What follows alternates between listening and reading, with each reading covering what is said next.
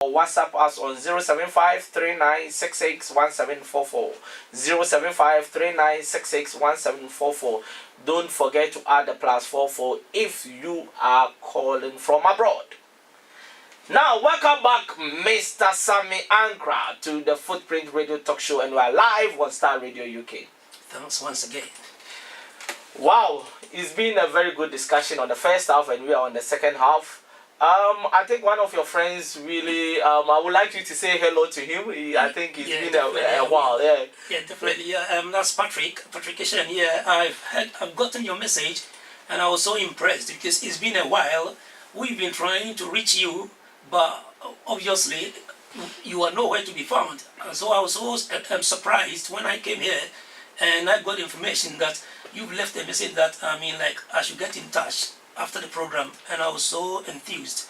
Thank God for your life, and we're gonna get in touch because I've got your contact details. So stay blessed. Wow, stay blessed. I also have some people who are really listening to the show. I have Ferdinand Lawson who says he's listening to the show. I also have Bridget Bongreat and so many people. If you are listening, just inbox me. Nanaya of Eli FM is also listening. Too many of you listening. If you are listening, please give us a shout. Send us a message on WhatsApp if you have the studio WhatsApp or my WhatsApp of what you think about the topic for discussion, which is about pursuing your dreams with due diligence. Now, Mr. Sam ANKRAH, you are a geo-environmental engineer, a lecturer, actor, film director, and producer. What is your actual career? It looks like you are too multi-talented. Yes. If you talk of my actual career, I would say I can enjoy environmental engineering because that's where I started from. As a matter of fact, it was a combined career path with the teaching. Yes, because we pursued programs, educational programs, with degrees in those areas, both of them. So we were doing it. For some of us, we were just not satisfied with following a particular career path because we believed there was so much in us, and all that should be brought out to bear. So you believe you can also create careers for people? Exactly. Career path for people? Of course. Not a lot of people have got this mindset. Of course. Yeah, that is it. And then everybody will be able to do that if only you condition your mind that you want to do it. I like the way the mind always come through our discussion. I don't see you mentioning money, but you are mentioning the mind. What is so special about the mind in this process? Yes, because it is the determining factor, the ultimate determining factor of any dream being achieved. If you don't have it programmed in your thoughts, it won't happen. Money is secondary.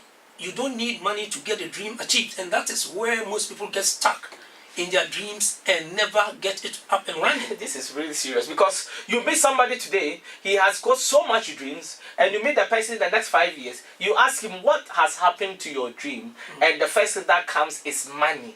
I don't have money. And these people can give you 1,000 reasons why, because they don't have money, it is not going to work. That is it. This is a serious cultural practice. Exactly. From where you're coming from, and for some particular ethnic backgrounds, that is it. You know, I normally don't, discussion of this nature, I don't normally want to bring in, those of us in Christianity, and we normally do preaching and stuff like that. But Bible, as it says, you see, as a man thinks in his heart, right, so he is. Yes. You know, it is not it. That statement is very, very deep. Yes. And we take it for granted. And that is so. Whatever you imbibe into your mind's spirit, that is who you are and what you are. If you think that you can only achieve this dream when you get so much, when you get these resources, then it will never happen. Because if you track the history of great achievers, you will get to know that all of them didn't have what they have today, that you think that, oh, maybe they might have started on a silver platter. As a matter of fact, those who were born with a silver spoon they tend not to be great achievers because they only come to meet what is there for them to enjoy, and they grow and live in it. Yes. So they don't tend to build things themselves. All great achievers, dreamers who have gotten things, done to shaping the lifestyle that we live in at the moment, started from somewhere from the very beginning. They didn't start with that resources that they needed to be able to bring the dream to reality. Some started with nothing, and yet it did happen for them. I will give you an example. That's not the greatest example, but there's a film project that we've done. If we looked at the resources that we need, the financial resources, we wouldn't have done it. But the burning desire, the passion was there. That is what you need. Passion overrides everything. That is it. And passion brings the resources. Exactly. If you have passion, you see, people will invest in you. Exactly. I'm sitting here, a lot of people have invested in my life that sometimes I cannot imagine. We've got a call. Hello? Hello? Yeah. Who am I speaking to?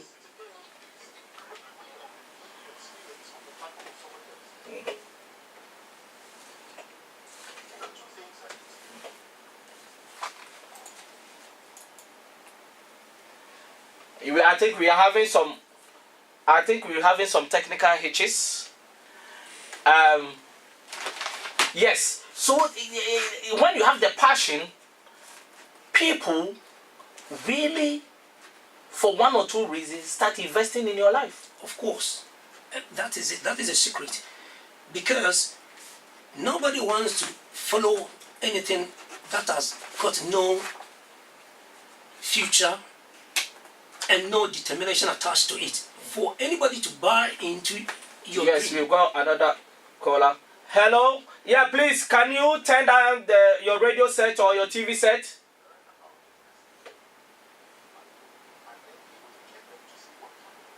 Hello, caller? Hello, caller? Yeah, if you are listening to us, please turn down your radio or TV set, then call in, because it is overriding the whole conversation. Then you can call back, please, yeah? Yes, so let's go back to business. So we are talking about passion. Yes. What I'm saying, nobody wants to follow a dreamer without passion. Because for somebody, if you initiate anything and you want anybody to buy into it, they must have a reason to want to be part of it. Yes. So if the thing may not make sense to them initially, but they would be and might be drawn to be part of it based on how they see you being passionate about it. Yes. Yes. So if you are not demonstrating any sense of passion, you don't expect anybody to want to be part of it. But when that particular determining factor is there, you'll be amazed. Those who would want to be drawn to you, who would want to be part of what you want to do. I remember I met a pastor who's got he's got a powerful idea. And I was having a conversation with him, and he said, people are not buying into it. I need people to come around for us to run with this. I said, people are not going to come and run with this because the vision now is not clear. Exactly. The vision will only be clear when you start pushing, be passionate, as if this is the only thing you have. If it doesn't survive, you are dead. Then over time, people will realize when it becomes clearer, nobody will tell them to start. Now people, you see, sometimes I use myself as a best example because I started from the lowest of the ladder. And I don't even see myself to be anywhere. But I've seen that people want to get involved in so many things that I'm doing. Now it's about me trying to see the right people to work with. Exactly. But initially, that is, I remember I started IWFT. Inspirational Wisdom for Today. Yes. For about 2-3 months, when I send, when I include WhatsApp groups, I've got about 1,000 people. When I say nobody even says thank you for about 3 months, it's very painful, isn't it? Yes. Yes. But this is the time that even if I'm late, people start, where is it? When is it coming? Your vision will become clearer when you start pursuing yourself. Stop waiting on people and start pushing. I remember your typical example about your video, your film, and we will come to that later. But it's a typical example of a passion. Why is it that some people don't have passion? Is it because the passion is not aligned to their talent or something that is unique about them? That may be the case, but it's most often than not the case. Sometimes there are overriding factors that make them not come out so much to bring that zeal out. Sometimes they themselves are not sure of the dream. Sometimes they get discouraged. Fear is a very important factor. Past experiences come into play, and all of these work on the mind. So when they get a little obstacle, when they make the first move, trying to sell the idea to somebody, they meet the first obstacle who try to whittle down the idea, then they hit the wall, they become discouraged. They haven't got what it takes to follow through. When you get hit at that first point and you get discouraged, there could be the tendency that you may withdraw. Yes. You will not be able to. You can easily withdraw. Exactly. You can easily withdraw. Exactly. It can kill your spirit. And so, it takes the one with the ultimate zeal to be able to push through. That I am not going to let this obstruction kill my dream. Yet I think the caller is back again. Hello. Good evening. Please, can you turn down the volume of your radio or TV set? It's off.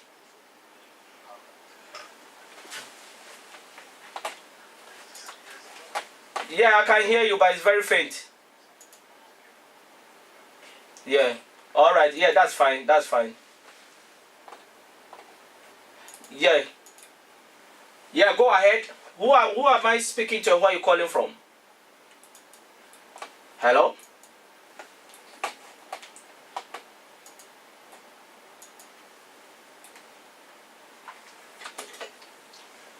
Yeah. Yeah, go ahead, please. Yeah, you can call back here. I think it's now sorted. Please call back. Yeah. Yes. So that's what I'm saying, that the least obstruction that they face in trying to, even relate their dream to a potential, interested, invested in code, then they get discouraged. And that will definitely push them back. And if you haven't got that willpower and you don't have that focus and determination to see through that dream, you will be discouraged. And so when you are now pushing it through to others, you see that the zeal is not there. The passion is not there. Yeah, we've got the caller. Hello. Good evening. Who am I speaking to and where are you calling from? Sorry for about how the call wasn't going through. Who am I speaking to and where are you calling from, please? Okay.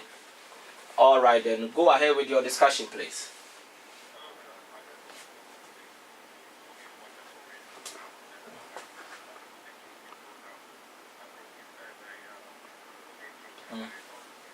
Thank you.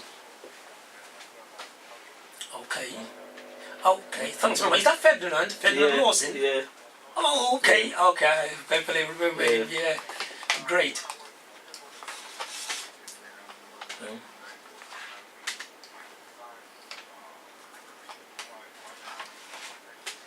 Yes. Yes.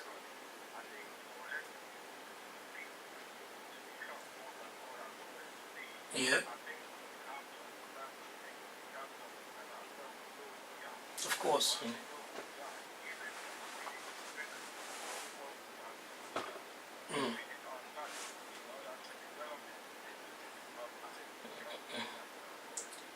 Exactly.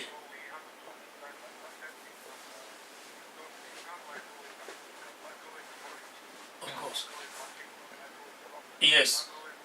Yes. Of course. Mm.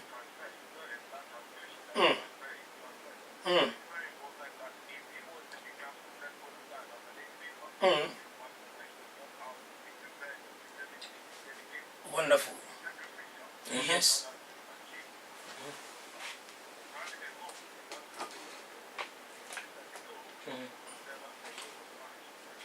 Wonderful. Ye- Oh, oh, God bless you too. Thank you, sir. Thank you, sir. That is a really powerful discussion. Exactly. I just picked one point from there.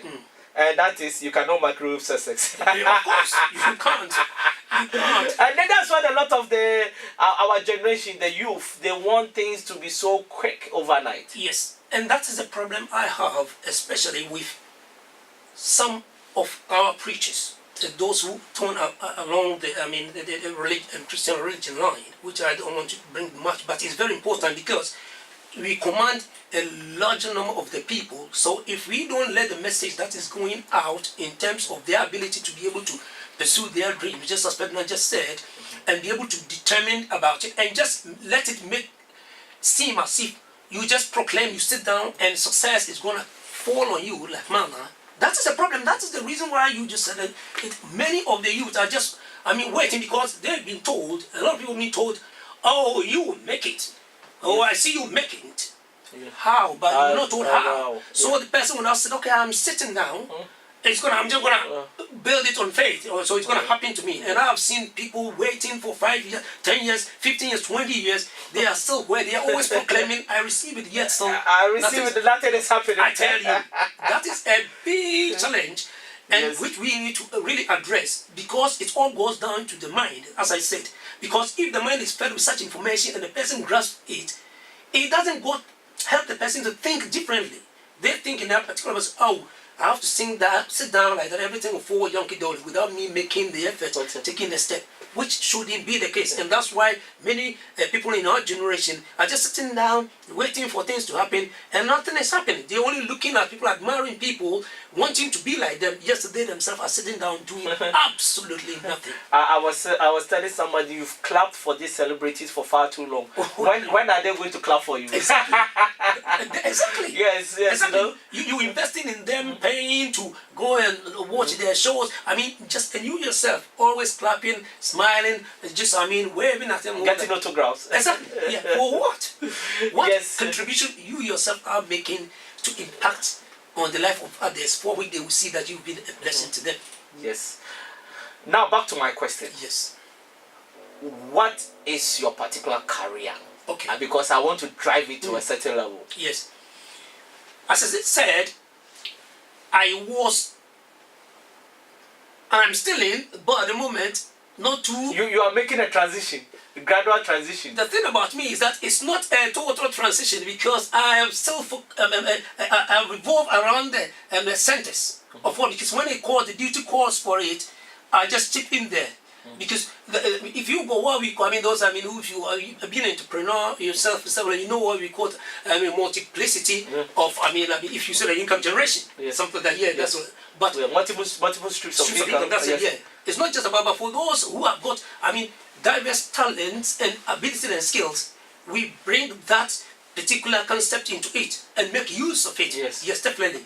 And so, I am a environmental engineer. I still teach as and when is basis. And I'm now into film production.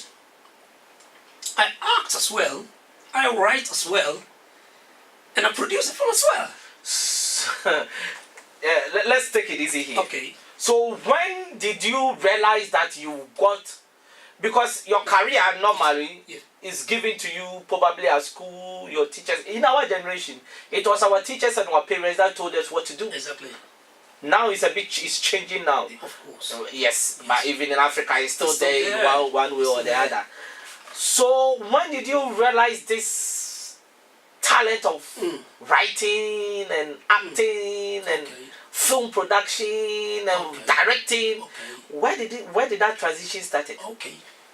Oh, that was a long time ago. When it comes to writing, as a matter of fact, back home when I used to be writing whilst I was a student, in secondary school, getting things published in magazines and getting paid for them.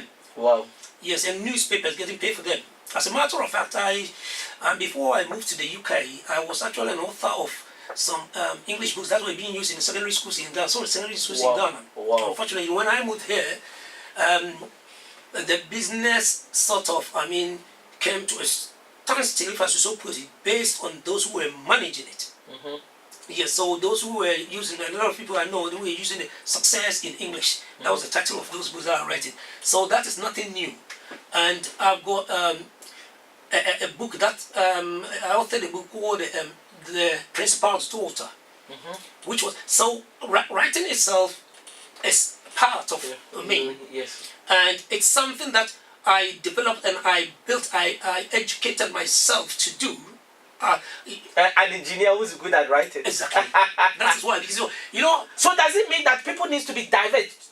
People need to be open-minded? of course, and that is where Are people open-minded about? Because when you get out of the university, are people open-minded? they're not. They're not. That's what I'm saying. That we are structured. The educational system is structured, and the mentality itself is structured. That the particular program you are pursuing is what is going to determine your career pathway in the future. And so, if you pursuing, obviously, I, for instance, in my secondary school days, I did science.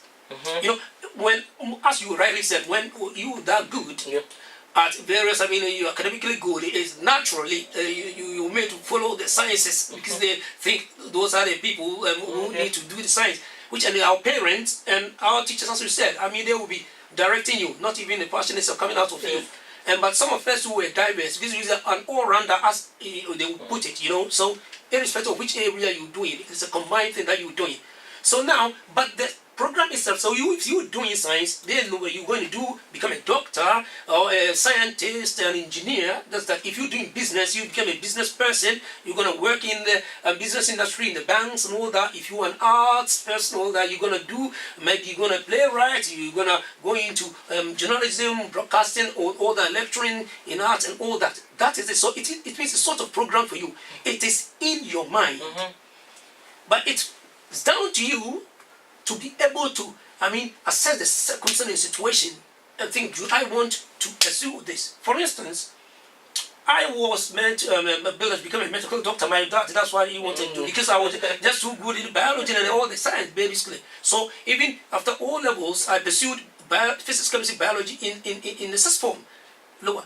But after the lower sixth, I thought, no, I'm going to change. My passion for medicine, I think I'm going to change to do engineering. So I had to now determine, lo and behold, they gave us opportunity to change from those who wanted to divert. After the first term of lower system, you can just do that. And when I did that, when I went to tell my dad that I changed from biology to go and do mathematics, come and see. That was a war zone. I tell you see, because it's been programmed for it, it was a world early. Then I decided to do it, and then I changed to go and do engineering as well. As I'm saying, so I now opted to do mathematics and other statistics for the A levels instead of the biology.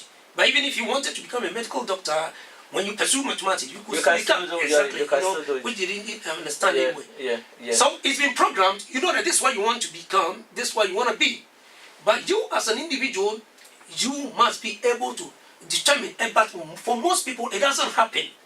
Where they will be able to know who you are, what is they've got embedded in them, the capabilities, the talents and skills which they can use to diversify their thoughts and their career pathway to be able to bring the best that in them to influence people positively. You know what? Yes, this open-mindedness thing that I'm talking about. Yes. I remember I went to Ghana on a holiday. Yes. I was in a bus from ANKRAH to Kumasi. And there was this young gentleman sitting by my side. We started talking. He just finishing KNUST, and he did chemical engineering. So he has finished his service at Tema Oil Refinery. So he's coming back to Kumasi to come and look for a job. So when I was speaking to him, all his prayer was the Tema Oil Refinery should pick him up. You see? And if they don't pick him up, it looks like his life will be ended. You see? Because he was giving some level of assurance. You see? So I was speaking to him and I tell you, listen, the fact that you are a chemical engineer does not mean you should stay as a chemical engineer. Exactly. Go out there from here today and be open-minded. There are so many opportunities that you can pick for yourself. I'm not here to tell you ABC, but be open. There's a lot of ways you can make money without Tema Oil Refining not employing you. Exactly. In about 3 months' time, this boy called me. We exchanged numbers. He called me. He said, Oscar, thank you so much. Do you know what the boy did? All his chemical engineering notes. Yes. He typed them. First year, second year, third year, fourth year, fifth year. All he got his sisters and everything. They typed them. He put it on a pen drive. And the first year students that came, he was selling it. Exactly. He said he made loads, and because every chemical engineering student bought his pen drive. Exactly. Because he has made life easier for them. That's the Now they can even start reading Exactly. before even lecture starts. Exactly. And he said the next year he's going to go into other faculties Exactly. and do it. Exactly. This is an open-minded concept. Yes. That is that. That was the sort of image. So people finish their degree, they think they should stay there. No. I'm also coming from a biology background. Yes. But now I'm writing. Yes. I'm doing stuff that probably the people that did us are even struggling to do. Exactly. But this is something that was within me. Exactly. Because I remember when we were in school, in our school magazine, a senior punished me. And he said, before I can get up, I need to write some article to the magazine, something small. If I write something sensible, he's going to release me. So I just scribbled something, and it was so nice. It was something related to St. Augustine and Holy Child, and I became so popular. So then I realized that so I can write, and even I wrote this under duress. You see? So you have to be open-minded. Sometimes there are certain things that you can do better. Yes. Apart from that degree that you are doing, and those things can turn your life around. Exactly. But what do? We neglect and concentrate on that degree for years, and before we realize, we have wasted a lot of time. Of course. We're going to go for a quick commercial break.